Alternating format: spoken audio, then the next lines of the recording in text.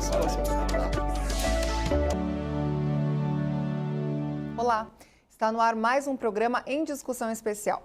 No mês de julho deste ano, o Ministério da Educação lançou oficialmente o programa Futurice, que tem o objetivo de reestruturar o financiamento das universidades federais por meio da captação de verba privada. Mas a pergunta que fica: esse programa vai aumentar a independência financeira ou, ao contrário, pode torná-los dependentes do capital privado? Será que este programa abre espaço para a privatização do ensino superior? E para responder essas e outras perguntas, eu recebo no estúdio da TV Alesp o professor Jack Brandão, que é pesquisador do Condes Fotós. Professor, bem-vindo. Muito obrigada pela sua participação aqui na TV Alesp. Eu que agradeço mais uma vez, Catarina. E estamos aqui para responder, para tentar entender um pouco esse programa do governo federal, o Futurice, né? Certo. Professor, como eu mencionei aqui na abertura do programa, basicamente esse programa vem aí visando reestruturar o financiamento das universidades federais por meio de parcerias público-privadas, por meio da criação de um fundo, por meio também de ações que podem ser desenvolvidas e incentivadas a partir das leis de incentivo à cultura, como, por exemplo, a Lei Rouanet, que é uma lei federal. Eu queria que o senhor, nesse primeiro momento, explicasse para a gente mais ou menos o que a gente pode explanar desse programa, além disso que eu estou mencionando, o que a gente tem que considerar que, de fato, é este programa? O que ele traz realmente de mudança? Bom, o Futurice foi lançado pelo governo federal, pelo ministro da Educação, no dia 17 de julho deste ano, né? Certo. E foi aberto a consulta pública, que seria até o dia 15 de agosto deste mês. Porém, foi prorrogado até o dia 29, também agora de agosto. Quando nós pensamos no Futurice, quando você lê o projeto, num primeiro momento, nós podemos acreditar que o projeto é realmente, ou poderia ser realmente, de interesse do mundo acadêmico. Só que quando nós pegarmos a lupa e começamos realmente a analisar a profundidade desse projeto, nós vamos verificar que, na realidade, o que se está se verificando, o que se está se pretendendo é realmente um desmonte da própria universidade pública. Por quê? Porque não é simplesmente buscar a captação de recursos fora do âmbito federal ou fora do âmbito do Ministério da Educação. Você realmente está você está entregando a universidade pública para instituições privadas. Então, você diz simplesmente o seguinte: não, nós vamos abrir a oportunidade de as universidades manterem a sua própria autonomia, mas a autonomia universitária já existe. É óbvio que este programa, nós não podemos esquecer, ele veio logo após um contingenciamento monstruoso dentro em relação às receitas que vinham para as universidades públicas. Então, este governo, por exemplo, ele está trabalhando de uma forma um tanto equivocada para grande parte da sociedade. Por quê? É muito fácil, eu simplesmente retiro o dinheiro das universidades, como ele chama de contingenciamento, eu vou traduzir isso de que forma? Num desmonte da universidade. Muitas universidades não vão conseguir manter os seus pagamentos, e não digo do salário, porque isso é previsto por lei, ou seja, eles são obrigados. Mas muitas universidades vão ter que fechar as portas, porque não vão conseguir pagar água, não vão conseguir pagar luz. Por quê? Por conta do contingenciamento. A própria população, diante do caos que pode se instaurar, ela acha, diante de um projeto como esse, fala: opa, esse projeto pode ser uma luz para a educação. Só que nós não podemos esquecer que é uma prerrogativa do Estado o ensino, de modo especial o ensino superior, dentro da esfera federal. Certo. Então, a esfera federal, é prerrogativa dela manter as universidades e os institutos federais. O que o governo está tentando fazer com isso? Ele está tentando deslocar a sua obrigação para os órgãos não, para A iniciativa privada? A iniciativa privada. Então, isso é muito ruim. Por quê? Nós não podemos esquecer que a iniciativa privada, ela possui objetivos que são muito diferentes, por exemplo, daqueles calcados pelo próprio órgão público. Enquanto para o órgão público nós temos universidades, de modo especial as universidades e os cursos de humanas, que são importantíssimos para a nossa sociedade, para muitos elementos, para muitas empresas, essas faculdades, esses cursos não têm valor. Nós estamos vendo isso também dentro da sociedade brasileira, um grande desmonte. Muitas pessoas sequer querem mais ser professores. E isso é altamente pernicioso para a sociedade. A universidade tem de se preocupar com o social, não da forma como está sendo colocada, porque ao jogar para a iniciativa privada, nós estamos deslocando o foco basilar da universidade, certo, que é o quê? Retribuir aquilo que ela recebe da própria sociedade. Certo. Então, para o nosso telespectador entender o ponto de vista do professor, então, o que o senhor está querendo dizer é que, na verdade, esse tipo de medida ele pode, de alguma maneira, criar um caminho para que o poder público seja eximido dessa obrigação de zelar pelo ensino público. É isso, professor? Exatamente, exatamente. Então, vamos montar ou vamos desmontar a universidade, mostrando que nós não temos condições de mantê-la, a ponto de, a nossa salvação é a iniciativa privada. Só que, volto a dizer, a iniciativa privada, ela possui outras visões, não necessariamente visões sociais. Então, é a mesma coisa. Este fundo que está sendo criado, que se pretende criar com o Futurice, é exatamente para quê? Para ele próprio distribuir esse dinheiro captado. Só que quem vai tomar conta desse fundo? As instituições financeiras privadas. Então, certo, como é que eu posso pegar algo que tem de ser público e tem que ser voltado para o social e jogar isso para que os bancos tomem conta? É óbvio, qual a visão do banco? O banco tem uma visão dentro de um mundo capitalista que é o quê? Obter lucro. Então, a universidade passa a ser o quê? Um local em que você vai buscar o lucro. Você não vai visar apenas a pesquisa, você não vai visar apenas a mudança social, ou posso até dizer, a transformação social. Não, você vai visar tão somente ao lucro. É aquilo que nós estamos vendo hoje, de forma muito predatória, dentro das universidades privadas no Brasil. A gente sabe que as universidades privadas, muitas delas hoje em dia, têm essa visão realmente mercadológica, né, professor? Que visa o lucro e, assim, a parte da contribuição, das pesquisas, muitas vezes não acontecem por parte dessas universidades. Então, o senhor está querendo dizer que, na verdade, esse programa também pode criar um caminho para que universidades federais também se organizem dessa maneira, ou seja, também se posicionem com essa visão mercadológica do lucro e com poucas pesquisas, por exemplo, com pouca contribuição para a nossa sociedade. Sim, porque é lógico, a partir do momento que o Ministério abre a possibilidade de a empresa privada adentrar no espaço universitário, financiar aquilo que lhe interessa de modo especial, não só financiar, mas poder tomar posse de prédios, de edifícios que são públicos. Além disso, inserir o nome da própria empresa no edifício público, é óbvio que muitos professores e muitos pesquisadores acabam sendo levados não à pesquisa direta, mas simplesmente a uma forma de buscar recursos. Certo. Então, ele não vai mais se preocupar, ou não deveria acontecer isso, mas é algo que pode acontecer, ele vai se preocupar em captar recursos. Então, ou seja, você tem que servir não ao Estado, não à sociedade, não à ciência, mas à empresa que está te dando esse fomento. A ponto de você poder transferir o profissional da educação para essas próprias empresas privadas, para essas organizações ditas sociais, que de social só tem o nome, porque ela não está preocupada efetivamente com mudanças sociais, com transformações sociais. Elas estão preocupadas de modo especial com aquilo em que o seu nicho está inserido.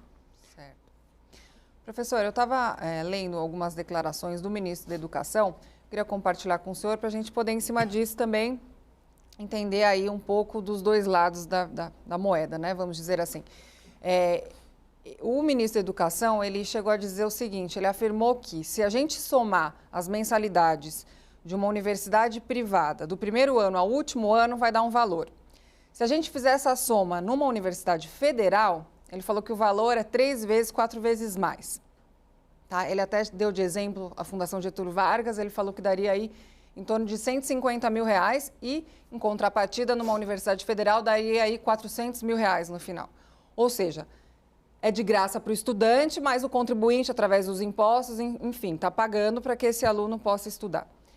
Ele diz que esse projeto, ele argumenta que esse projeto, na verdade, o Futura-se, seria, na verdade, uma maneira de que mais alunos pudessem estudar na universidade, não custando a mais para o contribuinte que paga o seu imposto.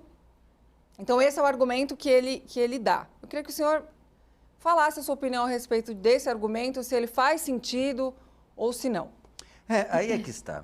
É interessante quando o ministro fala algo dessa forma. Por quê? Porque o próprio governo, o próprio ministério está fechando cursos. O próprio ministério ele está sinalizando o fechamento de salas, o fechamento de cursos universitários. Então, ele não está abrindo nenhuma possibilidade de ampliação.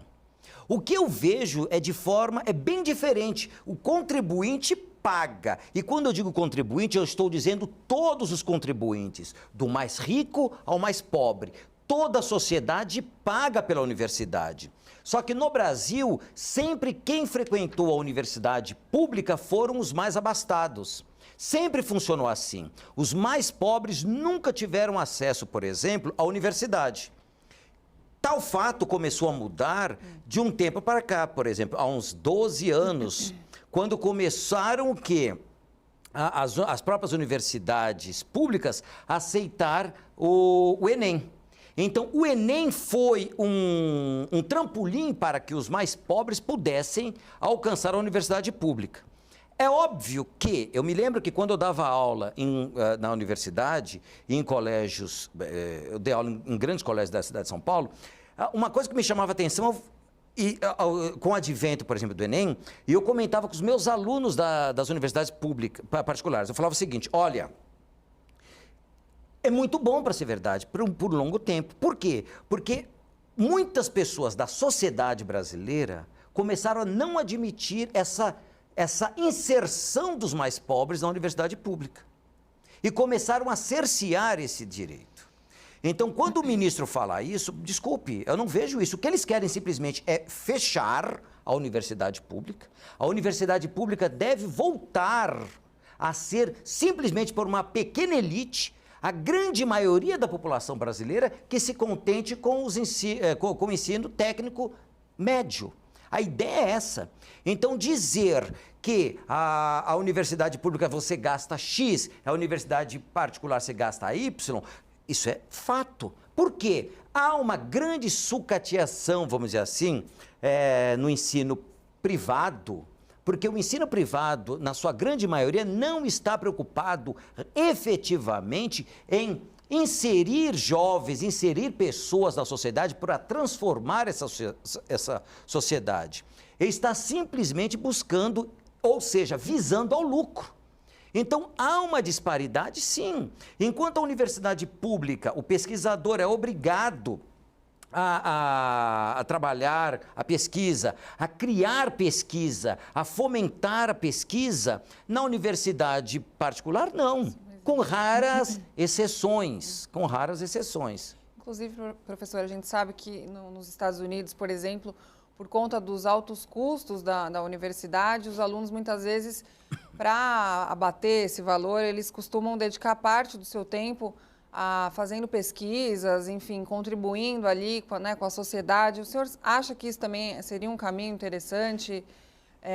A gente ter esses modelos de referência de sucesso de outros países e trazer isso para o Brasil?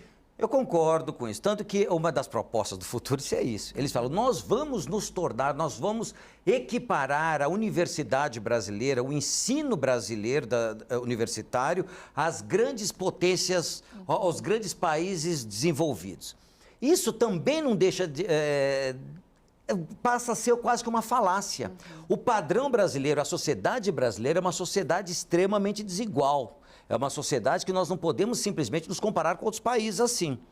Então, por exemplo, você citou o caso dos Estados Unidos. Nos Estados Unidos, o modelo estadunidense é um modelo privado, não é um modelo público. Então, grande parte das universidades dos Estados Unidos são universidades privadas.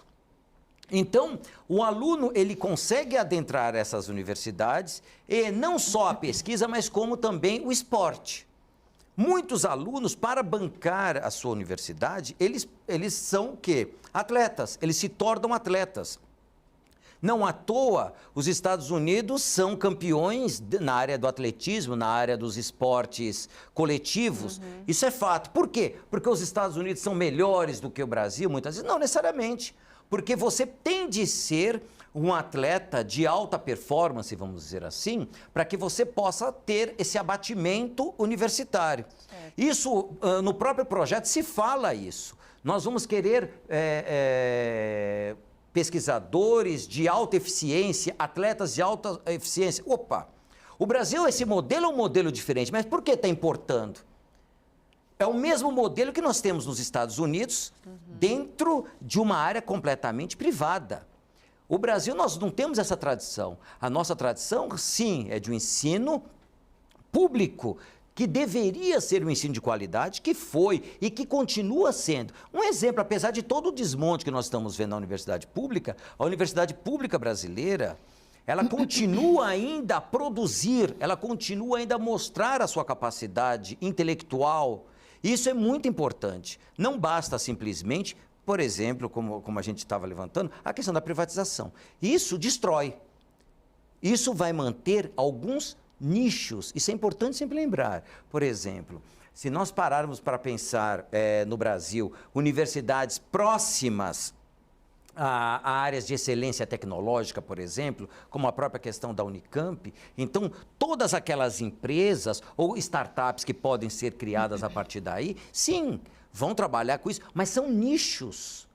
Eu não posso dizer que toda universidade pública do Brasil terão esses nichos, como grande parte das universidades que já possuem esse contato com a iniciativa privada, elas possuem sim o apoio dessas empresas, por meio de patentes, por meio de projetos que são desenvolvidos em conjuntos. Ou seja, isso é algo que já existe na universidade. Certo. Professor, a gente sabe que o ensino superior público, ele possui aí uma série de deficiências que precisam ser sanadas, não só do ensino superior, como o ensino, de uma maneira geral, o ensino público. Eu queria que o senhor falasse, até por isso surge na mente das pessoas essa crença de que a educação e governo não combinam muito, né? Justamente por essas dificuldades. E acaba aqui gerando uma descrença nas pessoas nesse sentido. Na sua visão, qual que é o problema que a gente tem hoje? É falta de recurso, de investimentos por parte do governo federal? É uma questão de gestão dessa verba que chega lá? Por que tantas deficiências? Quais os caminhos que a gente tem, na sua visão, para mudar essa realidade? Bom, até pouco tempo, eu não posso afirmar nada a partir desse governo, porque realmente as coisas estão começando, o governo federal assumiu há 7 meses. O que a gente pode pensar é o seguinte, até então havia recursos.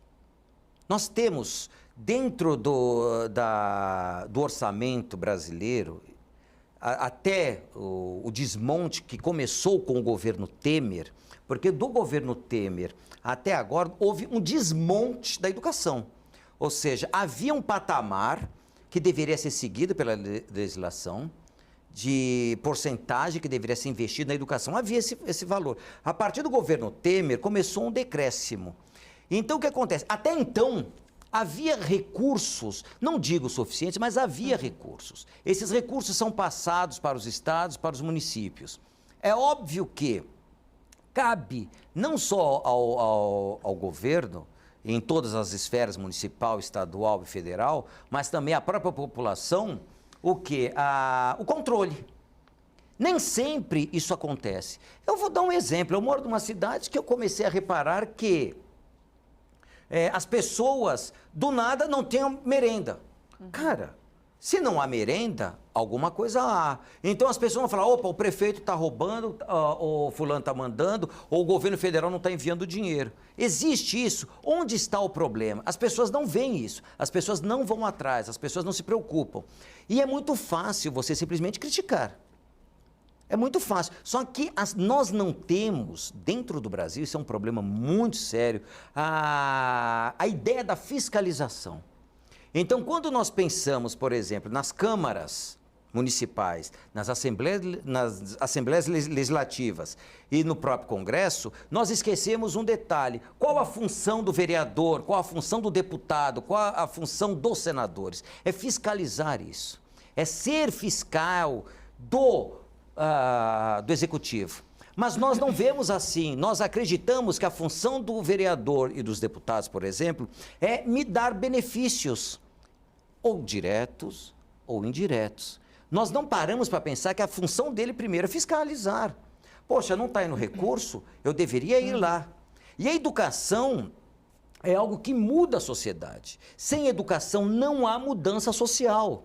Então, quando nós vemos um governo que começa desde o início a desmontar a educação, desmontar a universidade, a querer transformar o professor em pária, a querer transformar a escola na sua casa, porque o próprio governo já quis fazer isso, a educação domiciliar. Ou seja, você está desmontando a escola, você está desmontando o professor, você está desmontando a educação superior. Poxa, alguma coisa está errada, porque sem educação, sem a escola, não há mudança social. Toda a escola, toda a educação, ela serve para a sociedade. A educação não pode ser objeto de lucro, por exemplo. Então, quando você pensa na educação como meramente algo que vai te dar lucro, como uma mercadoria, há coisa errada. Então, a questão toda é essa. Há dinheiro? Tem de haver dinheiro. Porque isso deveria estar na lei orçamentária. Se o governo diminui pela metade, se o governo simplesmente fala, eu vou destruir, eu vou acabar, ou seja, a universidade está ganhando demais. Por exemplo, o futuro se fala em premiar as universidades que tiverem o quê? Que conseguirem contingenciamento de verbas, que conseguirem diminuir os gastos. Poxa, como é que eu posso mensurar isso? Dependendo da pesquisa que você vai trabalhar, com que você trabalha, você vai ter um gasto. Dependendo da área, você tem um gasto. Então não é simplesmente você diminuir, a coisa não funciona assim. Não dá para se mensurar por meio de cifras a educação. Então acho que o grande problema é esse. Educação não é para dar lucro. A partir do momento que dá lucro, você fala, opa, por que há dinheiro, por exemplo, para comprar parlamentar? Para comprar emenda? Poxa, nós temos as emendas? Não, para as emendas existem bilhões e bilhões. Agora, por que para a educação não? Então, quando você faz essa mudança de rota, há coisa errada. Certo. Avançando um pouquinho a nossa discussão, a participação no programa, ela pressupõe a contratação de organizações sociais para fazer a gestão aí das atividades afim. A gente sabe que as instituições federais já têm algumas parcerias por meio das fundações de apoio. Sabemos também que as universidades federais têm essa relação com o MEC muito próxima, direta, digamos assim. Seria uma maneira de trazer mais intermediários nessas relações? Como que o senhor avalia isso? E se existem organizações sociais com históricos de gestão consolidada no Brasil na área acadêmica? É interessante que quando nós falamos organizações sociais, é um ponto também interessante no projeto. Organizações sociais, mas de que social não há nada. Ou seja, o que são organizações sociais, segundo o projeto, segundo a minha leitura também? São organizações de âmbito privado que vão gerir o dinheiro. Ou seja, são empresas. São empresas que nós vamos contratar. Eu concordo com o que você está falando, são mais intermediários. Então, não há uma linha direta. Eu preciso passar por essa empresa intermediária. Essa empresa intermediária é que vai arrecadar ou não o dinheiro. Ela que vai gerir o dinheiro. Poxa, se eu coloco, volto a dizer o mesmo ponto, se eu vou passar para o âmbito privado, para uma empresa privada, uma empresa que só vai visar ao lucro, o quê? O dinheiro que é para fins não comerciais, que é para fins não lucrativos... Cara, é difícil, é uma coisa que eu me questiono. Como uma empresa que só visa ao lucro, que tem de visar ao lucro, vai lidar com essa situação? Não vai. Então é muito complicado isso. Para mim, é algo que deveria ser pensado, deveria ficar claro. No próprio projeto está lá, são empresas que já estão, o MEC já aceita, ou seja, são empresas que já estão ligadas ao MEC de uma forma ou de outra. Que empresas são essas? Quais foram os critérios de escolha dessas organizações sociais? Então é algo meio nebuloso. Então, quanto a outra pergunta que você me falou, por exemplo, se existem, eu realmente, segundo esse padrão, que eu saiba, não, porque é um padrão novo da forma que eles estão colocando. Então, fica difícil comentar se há ou não há, entendeu? Certo. Professor, também no artigo 5 está previsto que a OS, né, que é a organização social, no caso, vai fiscalizar as receitas e despesas das instituições de ensino superior. Mas o governo federal e o Tribunal de Contas já fazem esse papel. Como que ficaria esse posicionamento, na verdade? Então, é isso que eu acabei de falar. Então, é algo completamente ilógico. Se nós já temos o Tribunal de Contas, que a priori tem o papel de fazer isso, se nós temos, por exemplo, nós estamos na Assembleia. Qual a função dos deputados? É exatamente essa fiscalização. Os deputados têm de fiscalizar o emprego dos recursos públicos. O Congresso tem de fiscalizar o emprego dos recursos públicos. Agora, como é que eu vou pegar uma instituição privada para tomar conta de uma instituição federal? De uma universidade, onde está a autonomia universitária? Então você rompe com a autonomia universitária. Então você rompe com esse princípio basilar que é a autonomia da universidade. Então você tira da universidade aquilo que é o seu dever de fiscalizar. Se, por exemplo, nós tivemos aqui em São Paulo há pouco tempo, o pessoal deve lembrar, houve escândalos na USP. Houve um reitor que começou a fazer prédios e prédios e prédios e prédios que não tinham sentido. Bom, qual a função? Se ele fez, quem é o culpado? Aquele que não fiscalizou. Entendeu? Agora, por que eu vou colocar alguém da iniciativa privada para fazer isso? Se essa pessoa é ligada, um exemplo, é ligada à área da construção civil, é óbvio que se eu pego um reitor como esse que eu estou falando, dando um exemplo, é óbvio, e ele constrói prédios e prédios e prédios, ele está fazendo aquilo que a empresa privada faz normalmente. Quem me garante que não haverá também essa imiscuição, esse conluio que nós estamos vendo em relação à própria corrupção? Nada muda. Professor, eu quero agradecer a sua participação aqui na TV Alesp, foi muito importante as contribuições que o senhor trouxe aqui. Seja bem-vindo. É um prazer, eu sempre estarei, quando precisar, estamos aqui. Muito obrigada. O programa Em Discussão Especial fica por aqui. Muito obrigada pela sua importante audiência e até o nosso próximo encontro.